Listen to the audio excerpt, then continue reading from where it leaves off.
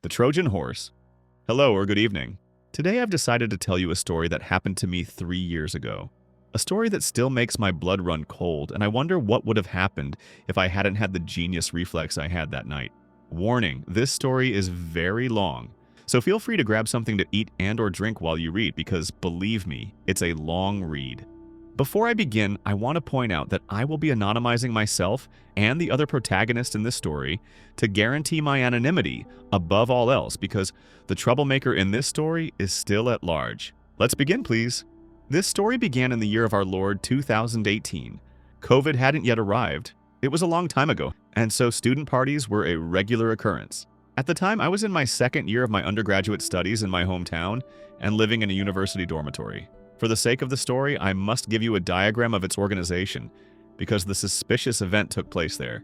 My university dormitory is made up of 6 buildings, numbered as follows: Building 1, Building 2, Building 3, etc., up to the 6th. Each building had a main door, and residents had a special key to open this entrance if they lived in that building. So, people who lived in Building 1 couldn't open the doors to other buildings with their key. To gain access, someone living in that building had to open the door with their key, or directly from the inside. A rather nice system to guarantee our security, you might say.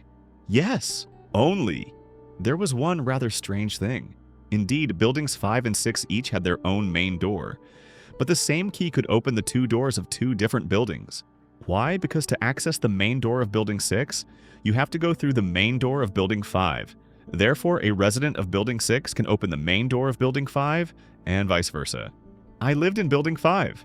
Please remember this, as it's important for what follows.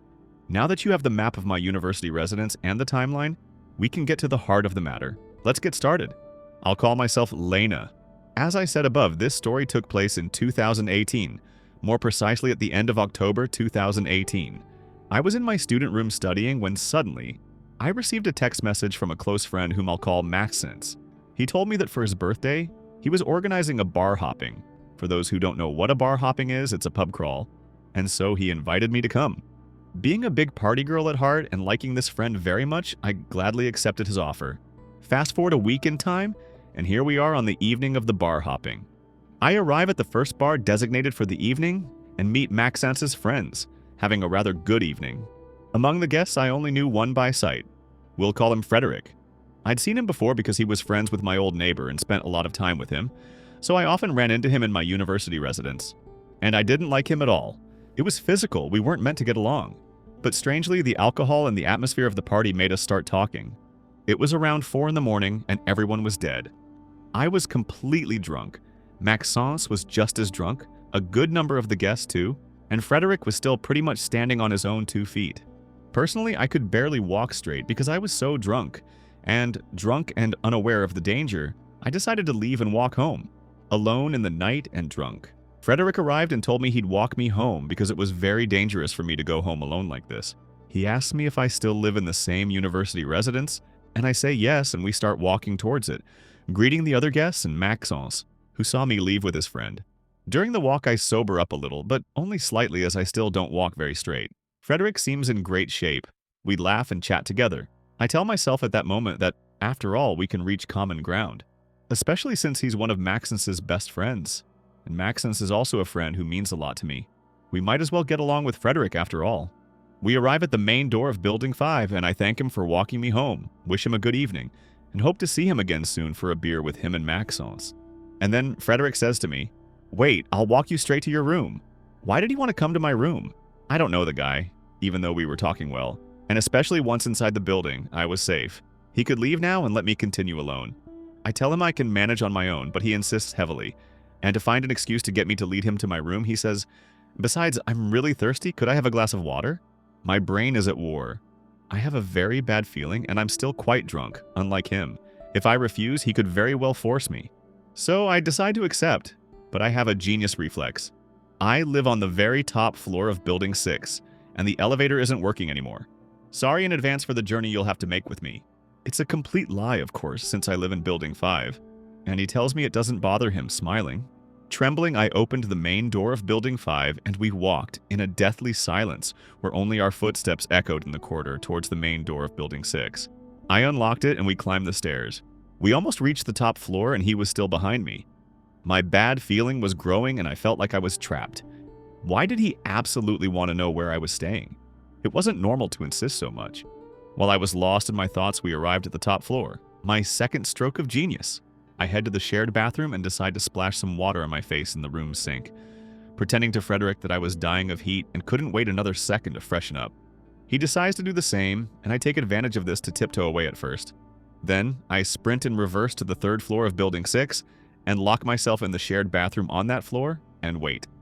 I wait, and I don't hear any footsteps. Nothing at all coming from the hallway. Then I hear footsteps approaching on the stairs and I tremble. Then the footsteps get further and further away until I can't hear them at all. I stay for a good 30 minutes, locked in one of the stalls to make sure he's finally gone from the university hall. I came out of my hiding place and started walking to Building 5, constantly on my guard, checking every nook and cranny where he might be hiding. I was truly paranoid. The next day, I received a message on Facebook from Frederick, jokingly telling me that he must have knocked on one of my neighbor's doors to ask for a glass of water. He didn't seem to mind me for leaving him behind. Strange. Nevertheless, he spoke to me and we struck up a little conversation. And right after that, I never heard from him again, nor from Maxence. Now, we're going to jump forward almost a year. September 2019 arrives, the new school year. I'm leaving a class and I see Maxence and some of his friends in the distance who were at the marathon. I walk over to them and we chat about everything and nothing. Then the subject of last year's marathon came up. I don't remember how. And I laughingly told Maxence that his friend Frederick had driven me home and that he was kind of weird but not mean.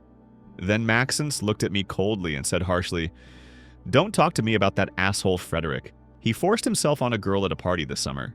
And then I went completely pale, and I finally understood why he had been so insistent with me that evening, and why he had driven me home too.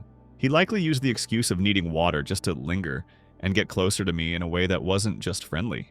With or without my consent, as you'll have guessed. Even if I had that reflex, remember that I was still very drunk, and he was in great shape. He could have easily overpowered me and done something against my will. And just thinking about it freaks me out. I came close to letting someone into my home who, while I was drunk, allegedly crossed serious boundaries and harmed me. Just like he did with that young woman he assaulted that summer evening. It's now 2021. I recently spoke with Maxence about it again, and he told me that Frederick was still at large and that the victim had never dared to file a complaint against him. Nevertheless, he was blacklisted from many student parties, before the COVID-19 pandemic, of course. But when I go to his Facebook profile, I see recent photos of him with people from his faculty that I know from having seen them, with Maxence or other friends, and I think, damn, he committed a serious assault, yet some people still support him, especially since he claimed to have mistreated his victim and said he regrets it too. And that's clearly enough to forgive him. Maxence and I are among the people who hate him and want him to pay for his crime. But you know the French justice system. He will never pay for his crime. And it's unfortunate to say that in 2021. To conclude this story, I'd like to tell you one thing, ladies. Be extremely careful at parties and never accept a ride from a guy you barely know. Even if he's a friend of a close friend. He's not your friend. You don't know him and therefore don't trust him. Just look at what Maxence's former best friend did and could have done to me if I hadn't had that reflex. That darn Trojan horse. Oh, that's going to be the name of my post. Thank you for reading this, and I hope justice will one day be served for the victim of that awful man. Take care. A fake encounter that could have ended very badly. I'm going to tell you a not-so-funny story that happened to me a few years ago when I was 18, and which, from my current perspective, seems even more serious than I thought at the time. To begin with, my name is Camille, and I was living in the Paris region when this whole thing happened. I had just graduated from high school and was particularly free to do what I wanted with my free time before going on to college. I had one goal: to find a guy to settle down with for a while. My biggest dream in life was to have a guy I could marry and have a family life with lots of children, young, so I could make the most of it. This really motivated me to find someone to settle down with seriously as soon as possible in my life. So I was signed up for a dating site called Grindr. Those who know it are thinking, what a mistake. An app where you can only find hookups, which I absolutely didn't know at the time. It's worth noting that apparently other men were already quite attracted to me at that point. I was exercising a lot, blah blah blah and all that, but I didn't realize it at all. For me, waking up in the morning with 800 message notifications from this app was normal. I was very naive, very innocent, very kind, and maybe a little blind. So what could be more normal than that? When I received a message from a pure hottie one morning, I was like crazy. I talked to him for several days, we sent each other photos, I was over the moon. We were crazy, which had never happened to me with a guy. Because meeting my first guy who was going well was crazy. After 2 weeks, we decided to meet up, finally. So he sent me his address. He lived in Colombes, in the nice suburban neighborhood with beautiful single-family homes and all that. So I arrived and walked past all the houses, each one more beautiful than the last, and I thought to myself that I was seriously embarrassed to go to the house of someone so rich, to cut corners, to avoid being seen as a corrupt man. Anyway, I walked past all the houses and then I arrived at the number indicated on the address he had given me, and I came across a ruin, a garden. It wasn't a garden. It was the equatorial forest and an invisible house hidden behind the vegetation. So I walk around the block and I convince myself deep down that I was actually in the right place. I send a message to my pure BG of 20 years who answers me right away and who tells me that he is coming. And out of the forest, a man, well over 50, really not handsome, who comes to open the rickety gate that served as a barrier to go into the garden. So I tell myself that this man must surely be the father of my BG, and that he is inside the house. So I hold out my hand with a big smile to shake it, and he aggressively kisses me with a smile on his lips. Not reassuring, so I am very embarrassed. The guy tells me to follow me, and we arrive in front of the door of the house, which is not facing the street, but on the side in the middle of trees and other plants of all kinds, well hidden from everyone's view. He opens the door with a loud crash. It was an old door, heavy and very thick, and I enter. And then the nightmare begins. The house plunged into almost complete darkness, the windows barricaded with boards nailed on them from the inside, so much dust that it formed cobwebs hanging from the ceiling, the floor completely rotten, the walls the same, and above all, an unbearable smell that stings the eyes, it stinks so much. But be careful not to smell like it stank of shit like in public toilets. A really dubious smell of organic things that would have rotted for quite some time. At that moment, 3 cats rushed at me, meowing ultra loudly. They were thin and filthy. Me who loves animals, it hurt my heart. And not in good health. All this happened in a few seconds, or I instantly decide to turn around when the guy closes the door with me in the house. And I see on the door a system of several bolts attached by force, in addition to the classic lock, which works very well, and the guy closes some of them. A staircase leading upstairs, where the only real light comes from, is immediately to the right of the entrance. The guy waves at me, inviting me up, saying, "Yes, it's not finished downstairs yet, but come on, let's go upstairs. It's renovated up there." I get to the 2nd floor and it's the same. Everything is disgusting, but the only difference is that there's light.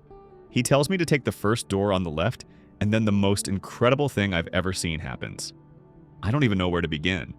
The upstairs window is sealed, and in addition to bars on the outside, has a mattress lying on the floor with, those horrible dark brown blankets you find in closets in old hotels. And, most importantly, shelves on every wall with statues of Disney characters from floor to ceiling. I knew from the moment I walked in the door that I'd been dealing with a major fake, but this was beyond anything anyone could have imagined. So I spotted a tiny chair in the corner of the room and sat down very quietly. From that moment on, I went into survival mode. I smiled broadly and had the best conversation of my life for several hours. Beneath the surface, I knew I was in deep shit. The house was completely barricaded, and even though I'm a serious athlete, if the guy in front of me was armed, I wouldn't do anything. The guy was lying on the mattress while we talked, telling me countless times to come join him on the bed. I very politely declined, and throughout the conversation, I played the innocent. The guy who didn't understand anything, really on the verge of retardation. But I tried to remain credible until the end. After 3 to 4 endless hours, I received a message from my roommate that had a different ringtone than all the other notifications on my phone. I took out my phone and said, "Damn, I didn't see the time. I have to go home. I have a party tonight. I'm going to be late."